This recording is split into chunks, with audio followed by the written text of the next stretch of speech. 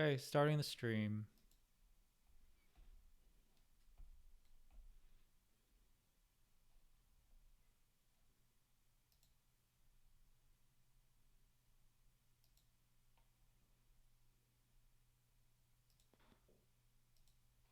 Okay, so the item with the most upvotes was hierarchical compilation. Uh, Ordinarily, I would have asked Horace to present this, but I don't think Horace is here. Horace, are you there?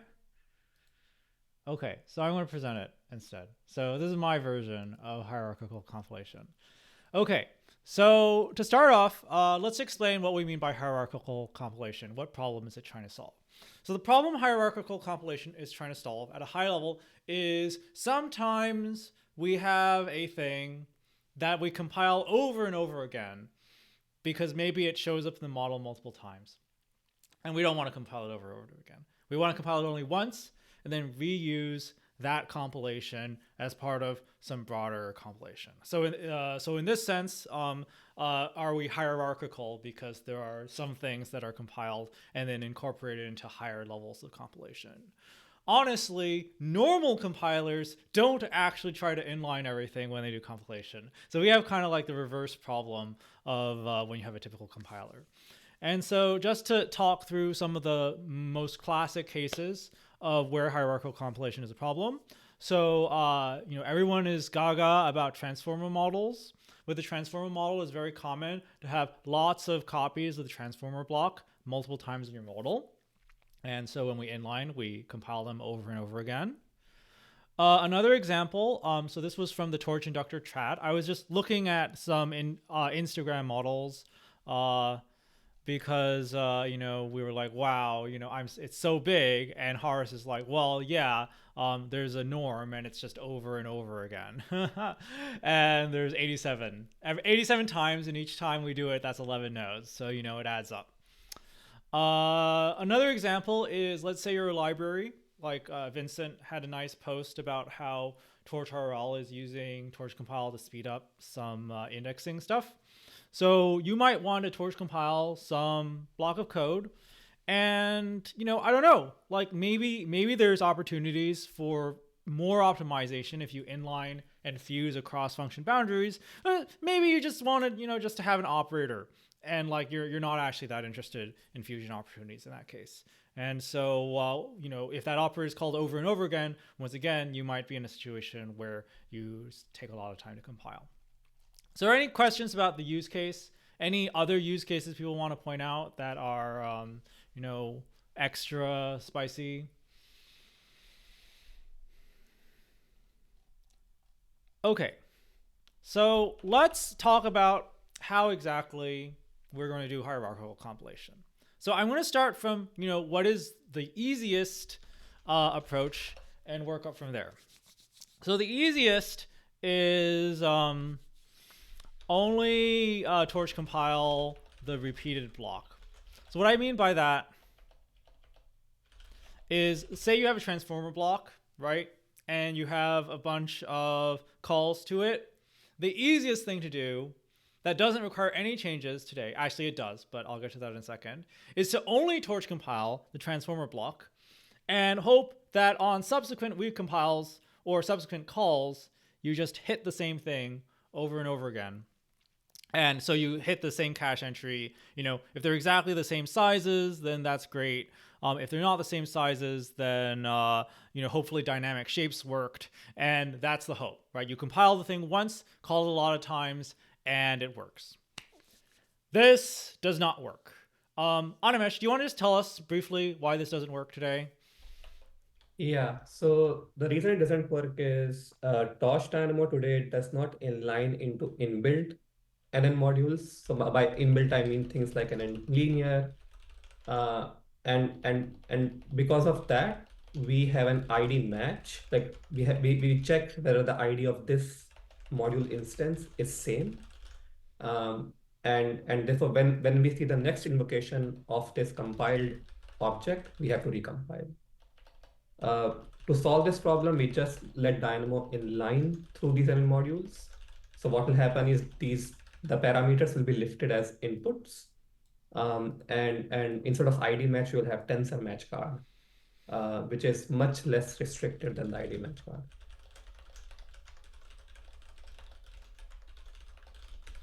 So how far along is this? We just had doc, like we have not started this, but yeah, I think next week Layth will be free and we'll start working on this. The main thing here is graphics. Today we don't inline through NN modules, like inbuilt NN modules. So we now Dynamo is gonna trace more, it will see more things, possibly some more graphics. But we can start prioritize the transformer block first, fix all the graphics there, and then move on to other NN modules. Okay, thanks. There are some other things that don't work if you torch compile the repeated block. So in particular, hi Horace, we're talking about hierarchical compilation. I'm just explaining the setting right now. Okay, another thing that doesn't work that Animesh hasn't talked about is CUDA graphs. So ordinarily, when we CUDA graph a model, we want to burn in addresses of all the parameters, right? And the reason for this is because if you don't burn in the address of a parameter, then you have to move that memory into somewhere that is taken care of by the CUDA graphs. And that's a big copy, and parameters are big, and so that's really bad. Well, apparently for diffusion models, this isn't a huge deal, but for large language models, this is a problem. So how are we going to deal with this? So probably the most logical way to deal with this situation is to just maintain multiple CUDA graphs for each instance of the module with different parameters. So the idea is that we only compile the module once, right? And we compile it into code that doesn't burn in parameter addresses. We can change them at runtime. But then for every module we see, we make a distinct CUDA graph for the particular addresses that module parameter are. And so you need a dispatch layer at the CUDA graph level. Any questions about this? Yes, Animesh. Like, does this already happen? I don't fully understand inductor and CUDA graphs integration, but can we not recompile and have multiple CUDA graphs for a compiled unit? So if Elias was here, he would be able to definitively answer this question. But as standing in for Elias, I believe that we currently only have a dispatch layer at CUDA graph level for dynamic shapes. So when I enable dynamic shapes in CUDA graphs, we get a separate CUDA graph for every like instantiation of a particular size, and that's it. And I don't ever remember seeing any code that was like, if the parameters change, do another CUDA graph for each of them. Or we don't have this code today, but I think there's nothing fundamentally preventing this, Yeah, right? I think it's pretty easy. It just needs to be done. Yeah. Okay. So let's see. That's it. So this is very easy, and it gives you you know, a lot of what you want. So I was actually talking to Dima, who's off in startup land, and he was like, "Oh yeah, I have some very hacky thing that gets past the CUDA graph problem," and we got. Well, I guess I'd say it's definitely like the way I would do this if I wanted to like hack around this in userland is basically I just create some kind of wrapper that lifts all of my parameters out of being parameters, and then passes them to a function, and I compile that function instead. And this would kind of work. And I think for like hacky purposes, this is not really that bad because you can, for example, you can just do this without CUDA graphs, and then you apply CUDA graphs on top of it, and that would also solve your problem. Animesh. I think we don't need hacky. I think if you want a solution right now, I could code that up in like 30 minutes using a torch dynamo config. Yeah. So maybe we Yeah. use that. Yeah. Yeah. NYC No, Gladstone. Oh, go ahead. no, sorry, I just say it is possible to do this today. It just like doesn't work well. NYC. We have the API to do this already, right? That's what functional call is. Yes, but yes, I would probably use functional call. Yeah. Like it's not even hacky. Like this approach exists today. Well, hang on though. It's a little difficult to dyno trace into functional call because it works by patching the parameters on the module, right? Sure, we could fix that somehow. I haven't thought of how yet. I think it's the same problem. Like we'll have to let Dynamo trace inside NN modules to see that patching. Okay, so this is great if you don't really care about torch compiling the entirety of your module. There's just some transformer block that you want to optimize. But what if you do want to compile your entire model? Like maybe there are fusion opportunities in the like interconnecting pieces and you want all of it.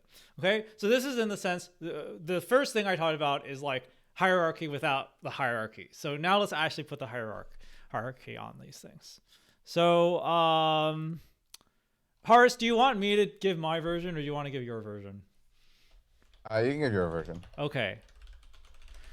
Okay, so here is one way you can imagine implementing hierarchical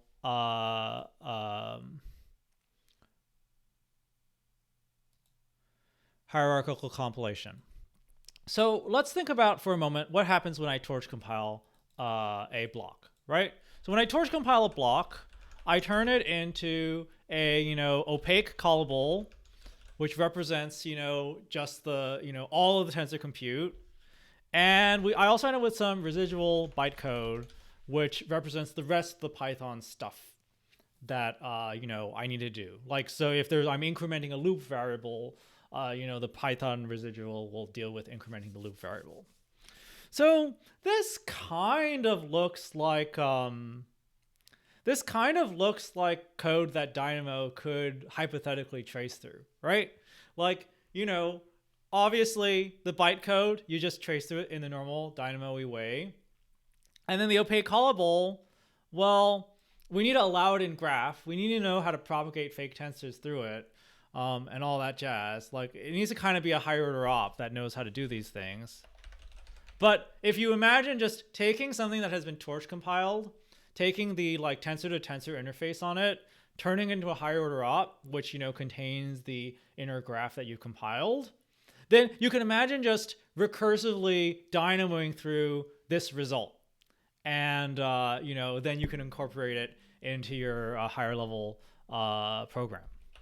So the basic way to do it in this style is essentially first compile the inner blocks, replacing them with compiled frames that have bytecode and a higher order operator callable that are traceable. By the way, we don't actually have to like make it call the higher order operator. That can just be something Dynamo does. And then compile the outer block, tracing through the bytecode and callable of the inner blocks using the wrapping the callable in a hop. And then you're done. Questions? It looks great to me. All right, so let me give some caveats about this strategy. Some things we know are going to be annoying. So the first problem is this ordering. I very carefully said compile the inner blocks first and then compile the outer blocks. Actually, the easiest way to implement this involves not compiling the outer region at all, going in eager mode, compiling the eager blocks, and then on your second iteration round, when you know you're warm, compiling the outer block. So you might ask, hey Ed, why can't I just recursively call Dynamo from inside of Dynamo while I'm doing the outer region, right? Like I shouldn't have to, do the inner blocks first and do the outer blocks. And so here, there's a problem, which I'm going to call the speculate subgraph problem, which is that when I want to do a recursive call to Dynamo in the inside of a larger Dynamo context, I can't just start up Dynamo without any relationship to the outer context. In fact, the outer context may have, Python mutations and other side effects, which are only in effect inside of the variable trackers in the outer context. So if you directly spawn a inner Dynamo compilation, in this case, you need to somehow know about all of the outer updates that have happened.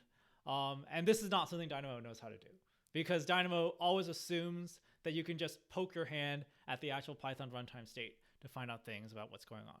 So this is a speculate subgraph problem, because speculate subgraph, our current way of tracing higher order operators in Dynamo, suffers from the same problem, but the way we've gotten around it in that place is we just don't allow any non-trivial side effects. But I don't want to disallow non-trivial side effects. I do want, for example, you to be able to increment your loop counter when you're inside. Or sorry, the reason these are different / harder in the like higher order op context is that in a lot of cases for the higher order op, when you speculate a subgraph, that subgraph is meant to be executed a like unknown amount of times. Like, right, like with cond, it may be executed 0 or 1 times. With a while loop, it may be executed any number of times. And so that's why it is difficult to like if there are any side effects, you know, it is hard to like go on after that without knowing what those side effects actually are. Right.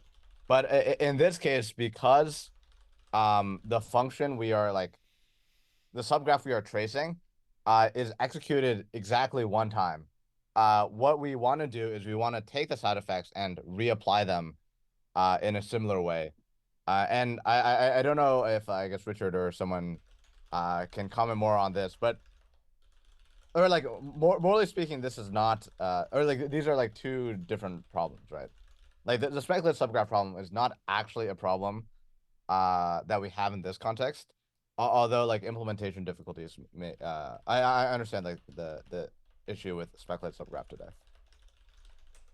So just to add on to what Hara said, if we said no side effects allowed in the inner torch compiler region, then we could probably just use speculate subgraph to implement this directly. So that is another option for how we could go about implementing it. Or sorry, I guess is it easy to modify speculative subgraph to allow side effects? Yes, you can totally do this. Then isn't that what we want? Not completely. Like there's no cache on the inside. I don't know how we're going to do that. Like you want the inner torch compile to like, cache on like whatever gets passed to it, right? Oh yeah, I agree that cache does not exist, but the actual side effects problem, I think. Yeah, like we can accumulate the side effects somewhere and then just replay them later after the fact. Like we just banned it today because for all of our current hardware ops, like those cannot have side effects.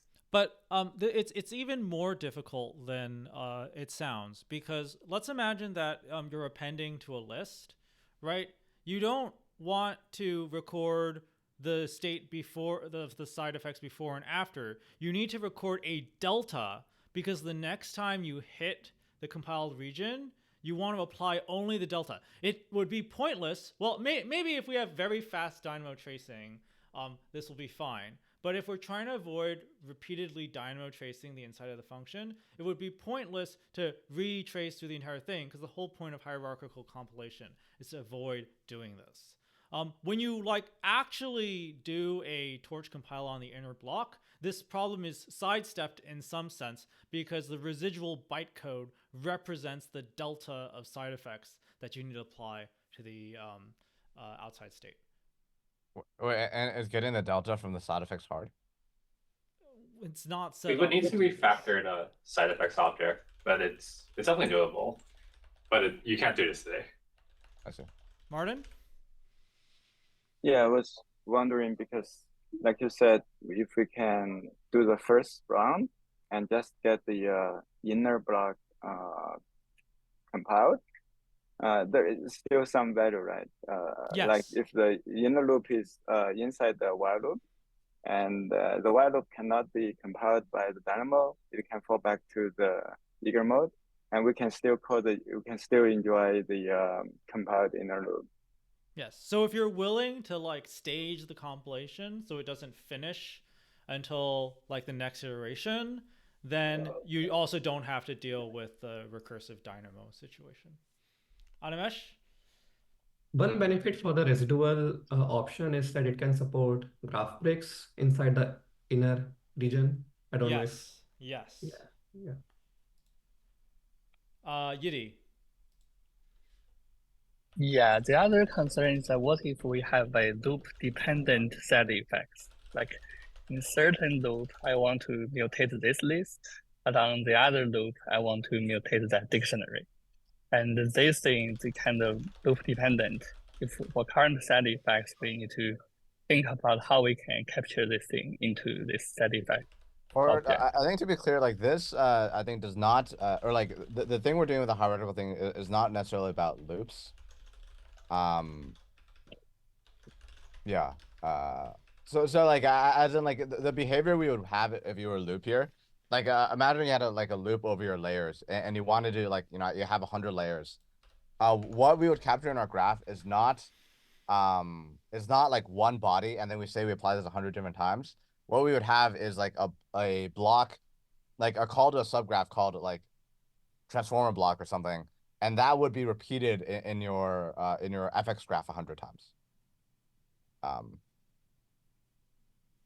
So handling the loop dependent side effects would be a matter of like the guard caching.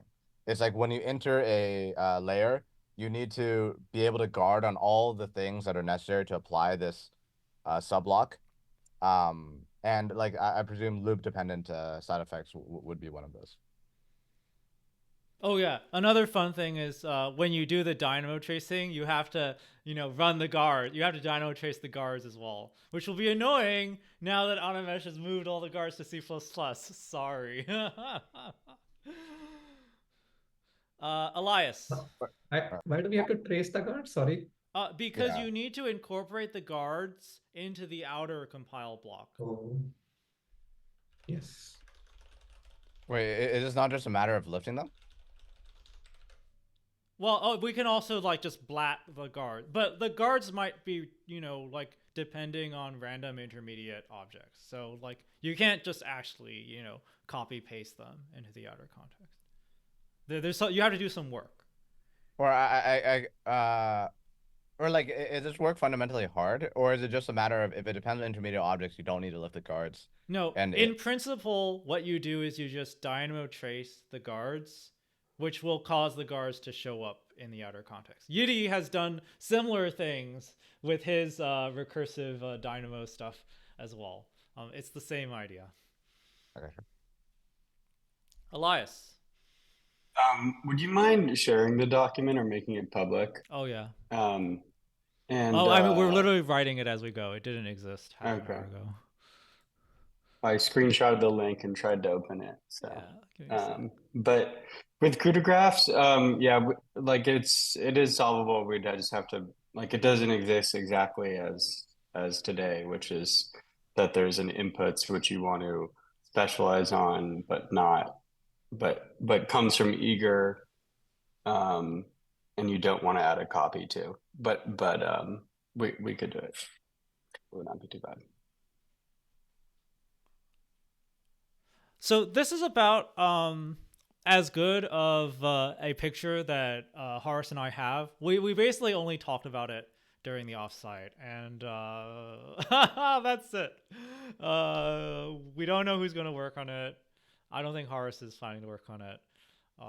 And like I don't know which of the like hierarchical plans to do. Like, do you want to do speculate subgraph? I don't think I want to do speculate subgraph. But the other thing also, I think probably you want to do the two-step first, but then I don't know if you want to like stop there or keep going. That's not clear to me at all. Are there any more questions? Wait, I missed it, but I presume you motivated this at the beginning. Yeah, I motivated it. Oh, Horace, did you have any other use cases besides multiple transformer blocks, repeated chunky operators? Oh, I guess I want to know that it's not really just about multiple. Like, I mean, pretty much every single like neural network module ever is some layer repeated many times. Like this is just like the common structure of convolution is a little bit harder because like I think there are like shape changes between layers, but like like ads models are like this, transformers are like this, diffusion models are like this, and so pretty much every single model has like some subpart that's repeated many different times. Yeah. And so I guess the other thing is basically like the other motivation here is that like if we want to reduce cold compile times from like where they are now by like 90% plus, I think that this is kind of the main way that we're gonna be able to do it. Like for example, like I remember like Tesla had like a graph with like 30,000 nodes. I think it's gonna be hard for us to like reduce the compilation time on that by like 90% plus without just compiling less nodes. Oh, okay. One more thing. There's also a policy problem, which is worth talking about. So here I've simplified matters by just saying someone has explicitly marked where they want the hierarchical compilation to happen. But it doesn't have to be explicitly marked, right? You can imagine that we want to automatically detect when we should do this. In fact, there is even a pull request from open source which is trying to like take loops and extract out the loop bodies so that like, you know, you don't have to do the loop over and over again. I don't know if it's a good idea or not, but like this is also something. So I don't have any good ideas about this either.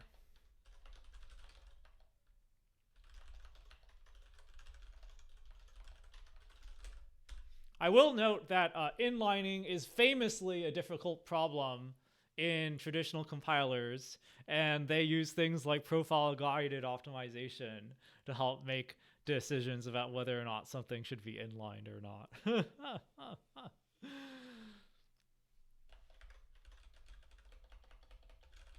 Well, I guess I would also note that inlining is a problem at all for compilers, for traditional compilers, because you know it would be insane to inline literally everything, which is what we do today.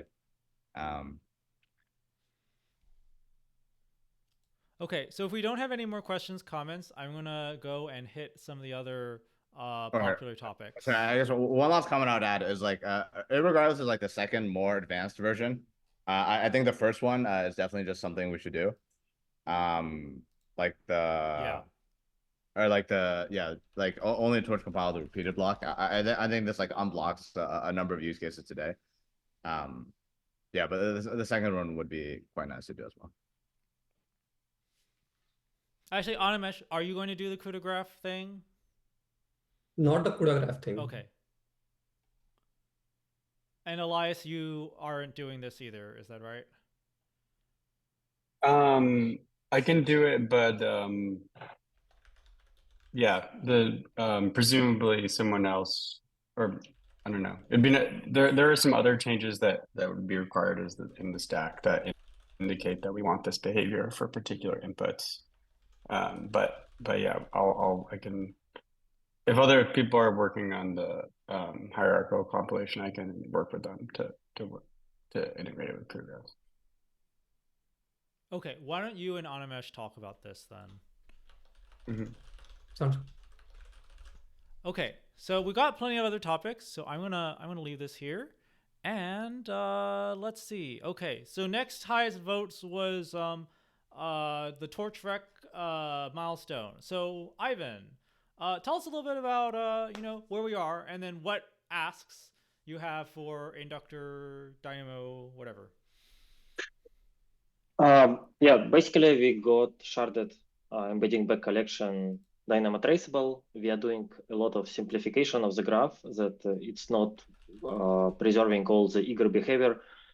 Specifically, we are not capturing pipelining of the communication ops and dense computation, which was a problem for the previous half. And mainly, yeah, so we are fallbacking on the variable batch size instead of some heuristic to skip conditionals and simplifying with the gem. But we can get the graph. We are using functional collectives. Yeah, so it's function collectives. We are providing our autograd counterparts for that. So the graph is synchronous and pretty simple. I think, yeah, so the next logical steps is to do inductor compilation. Yeah, I haven't touched inductor, so that will be my first touch of inductor. But I think what could be the biggest differences with previous models that we store inside tensors a lot of shape information. So, and most of the splits are coming from communication ops. That's why they are mostly unbacked, except what was on our current run, for example. Yeah, so I would expect some list-int to tensor list-int computation as a tensor compute questions. And also I wanted to hear some thoughts about how to get back the performance of the pipelining. What are the thoughts about automatic PT2 subgraph pipelining tools? So I heard about lazy scheduler, but will it be a very generic solution with that, or what are the plans about pipelining? Okay. Should I call on people? Do we have the distributed crew here? Or what kind of pipelining do you want to do? Is it just a matter of like you have some com and then you have some computation and they're the same graph and you just want to make sure they overlap? Yeah. So that's kind of like. Are they within the same graph, or is Yeah. it like you also want to pipeline things across graphs? They're in the same graph. So it's basically, but we are losing this information after tracing. Yeah, so we are tracing it in a synchronous way. But like I think there has been like some amount of work on like optimizations for reordering computation and communication within a graph. So this was primarily in the context of like tensor parallelism for like transformers. But like we have like a generic well, we have a pass there. I think that it would be good to like invest in like making that pass work for all sorts of like within graph overlap. And Okay. sorry, I guess in this case, are the overlaps like tricky or are they like trivial? So I would say so. It's the overlap as communication op is overlapping the dense compute. Yeah, so it's while we are waiting for the embeddings. Yeah, the dense compute. my question is like, you know, for like DDP, you also have like overlap. But in that case, like trivials, or the overlap is trivial because there's no like interdependence. They're like, it's like you have the communication depends on the computation, but never the other way around. Is it the case where you have like communication in between two computation, and you have like more kind of tricky overlapping situations? I think mostly it should be. It shouldn't be complicated. Yeah, so like we basically start the communication op and we are not syncing on it and we are continuing working like with dense. And only when we need output of the communication ops for the sparse architecture. Yeah, so we get sparse architecture and then it goes with some merge compute. So would it be accurate to say that we're mostly doing like a prefetching style overlap? I think yes. Yeah. So and only with like with the points that we do is the same for the backwards. So it's not only for the forward.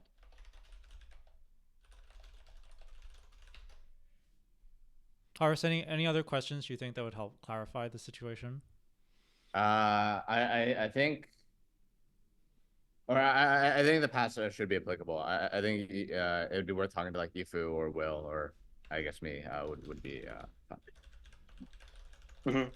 So is it inductor based or is it graph transformation based? It's in inductor. Okay. That's good. Great. So on Ivan's other question about list to int tensor computations, so this is let me think.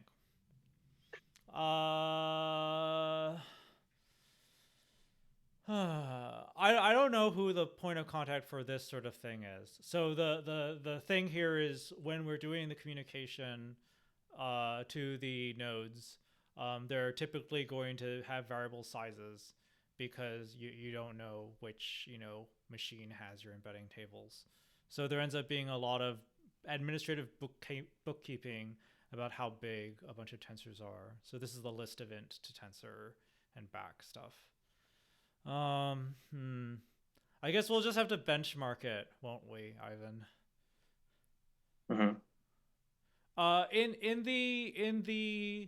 In the exports you've looked at, do they are they actually doing splits on the tensors, or is it sort of a manageable number of nodes right now?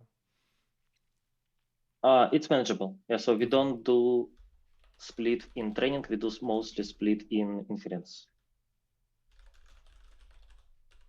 Yeah, so like we effectively getting split after communication up.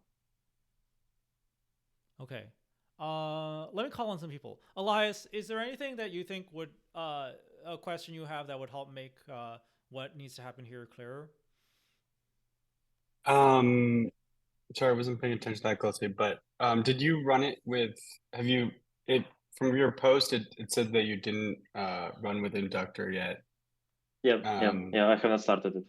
So one of the other folks, Flavio has a different model which he can dynamo through entirely, and inductor just chokes. There's some error somewhere, and it's probably unbacked int related, I think. Yeah, I mean, it's I think obviously we'll get a lot more signal once we actually start trying to run with the inductor, and then can move forward from there. But as of now, yeah, hard to say. Do we have AOT inductor in the cards at all here? That's my other question.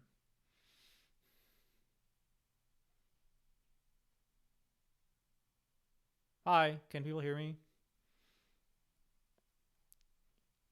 Ivan, do you know? About IoT inductor? Yeah. Not for this graph. Yeah, so this graph is for training, and IoT inductor will be for inference. But I think it will have some similar patterns about list int to tensor. Okay. Sounds like it's too early to talk about inference. Okay, that's all I wanted to hit on this topic. Yes, Peng. Yeah, so is there any requirement for export? If they want to export the module, use the export IR. Even for training. I have not heard any requirements for the training yet from IPS, but for unsharded and for inference, so they will export it, and at the moment they're exporting it with strict false using symbolic trace, so it's not from Dynamo. Okay. All right. Yeah. So if there's any gap, let the export team know. Yeah, we have a proposal for our uncharted, but it's more about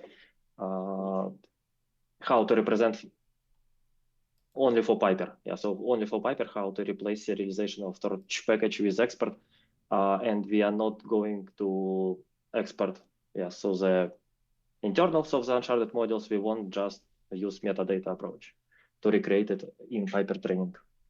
Yeah, so there will be request only to add metadata to the nodes in export. Thank you. Okay, that's everything I want to talk about here. So let's move on to the next. I see a late breaking topic from Christian. Christian, can you just tell us what NF4 tensor is? Think about it as it stands for norm float 4. So I think kind of all you need to know. It's a floating point number format. Tell us a little bit about the physical layout. So are these 4-bit per element, and then what does the norm mean in the picture?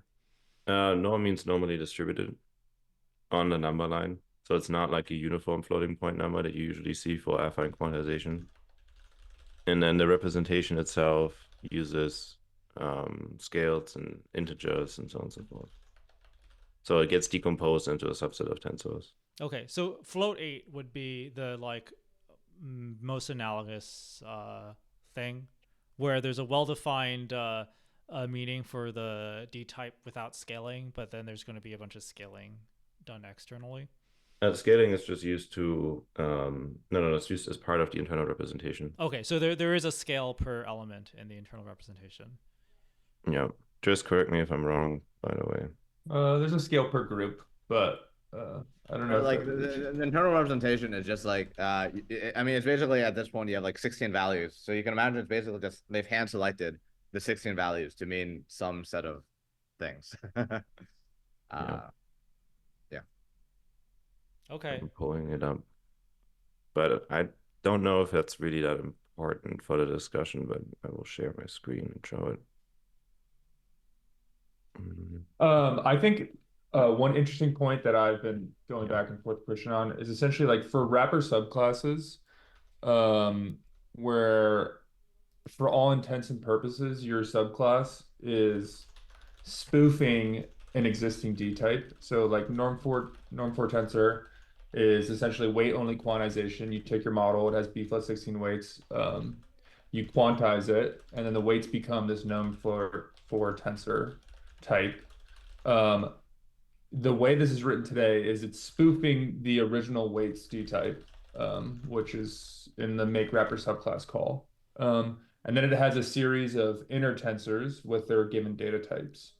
And I am of the opinion that we should indeed be spoofing the outer tensor's D type to be like what it semantically represents and not what the inner tensor's like implementation details are. Right. And my opinion is that a D type doesn't have influence on the semantics of the operator. Like it's actually a storage, well, it's an important statement about which values you can represent. So if you convert from bfloat 16 to NF4, and then you convert back from NF4 to bfloat 16, you won't get the same result because you lost fidelity.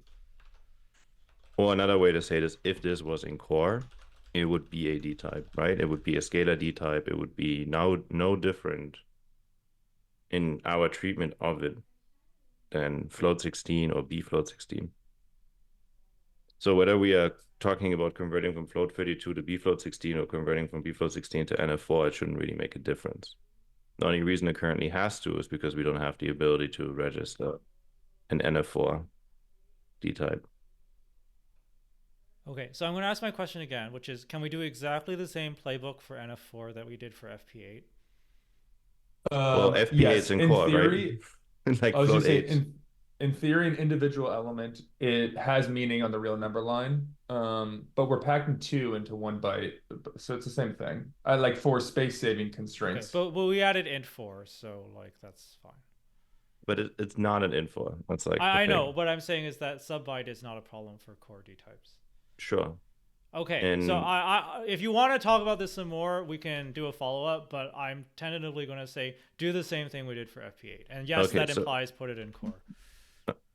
All right. This is NF4. Like, what if someone wants to add MX? What if someone wants to add, what if a researcher comes about and they're like, hey, I've been trying, you know, this 1-bit type. Are we going to add all of them to core? And then also we can't, because people will want to use this with a stable version of PyTorch and not the latest nightly. So if you need the latest nightly just to add a D type to AO, that's pretty restrictive. Not just AO in general, but anyone who wants to do tensor subclasses. So one of the other like sort of criteria that we applied in the FP8 discussion was that there had to actually be silicon for it. The idea being there isn't that for this. Okay, there is no silicon. then for maybe we don't put an actual D type in it, because that was how we like got over the hump for so right now this D type is bfloat 16, which doesn't make any sense because it neither is 16 bits nor a bfloat. But if you try to then convert it to a different D type, for example, bfloat 16, it does nothing, right? It's idempotent because all of our operators require these things to be checked. So it does help to, maybe we could have like a private use D type or something. I'm just going to throw some bad ideas out there so that at least these operations will say like, oh, you know, I don't know what this D type is. I'm going to ask the tensor subclass. I'm going to assume that it's different.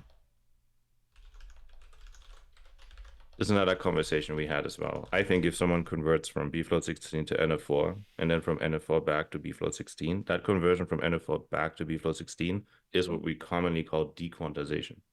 But really, dequantization just means converting the floating point type. And some people don't like that. Okay, I understand the problem you have now. Do we have any other comments from the room? Other folks?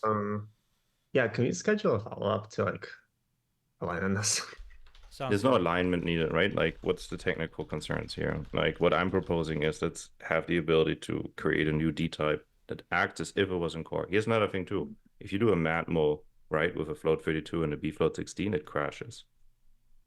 And then you kind of use like automatic mixed precision. I think to be consistent, we would kind of need to do the same thing with this D type as well, or change the semantics of matmul and allow automatic upcasting.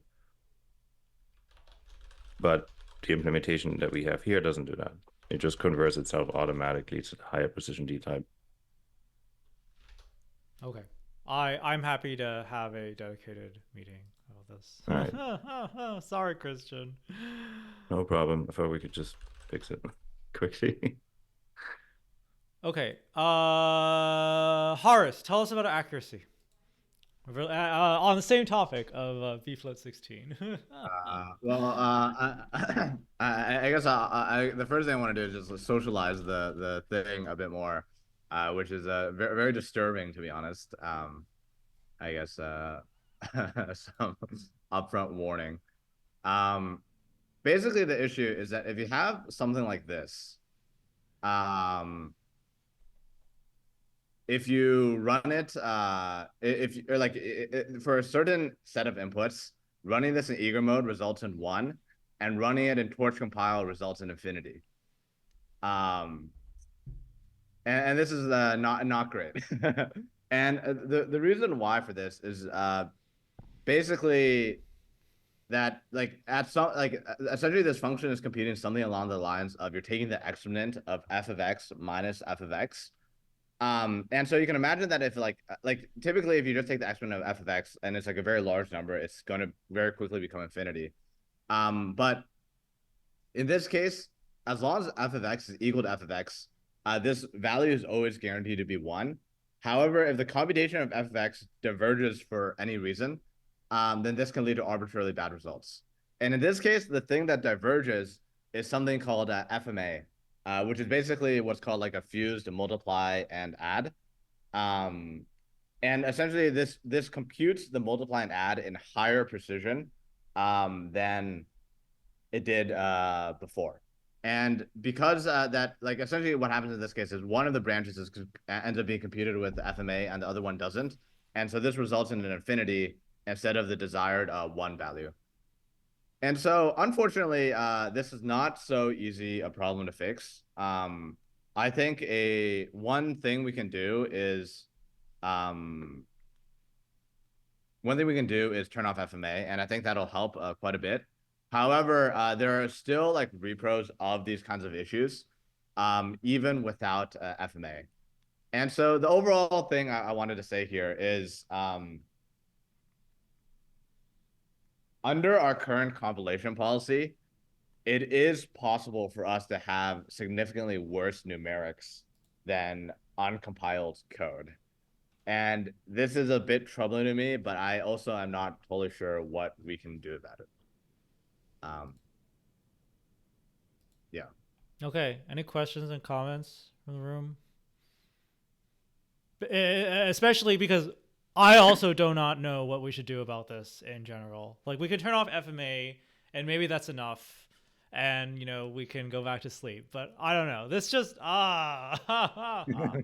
Christian. Semantics? Oh, sorry. I was just gonna say that Intel libraries such as, or not just Intel, but like OpenBlast or MKL Blast, right? Like they usually have a sort of math mode, like fast math. And they have ULP guarantees. So it seems like something that a library like that would solve by allowing you to set a precision mode. Or the problem is not about like ULP guarantees. In this case, or specifically the thing I would say is what we can guarantee is that torch compile will never perform more rounding than the user's eager code. So like rounding is like, you do something and you round down to FP16 or something like in between. We can guarantee that we will never perform more rounding than user code.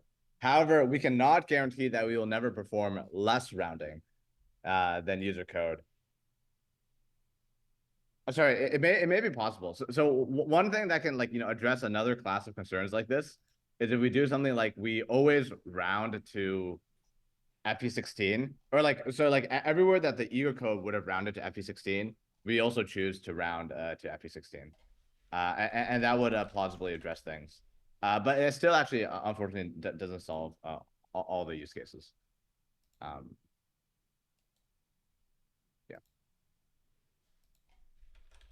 Ryan? Oh yeah, I was just curious, like, what use cases does it not solve? Or if assuming we rounded all the right places, I guess I'm curious what the other like numeric problems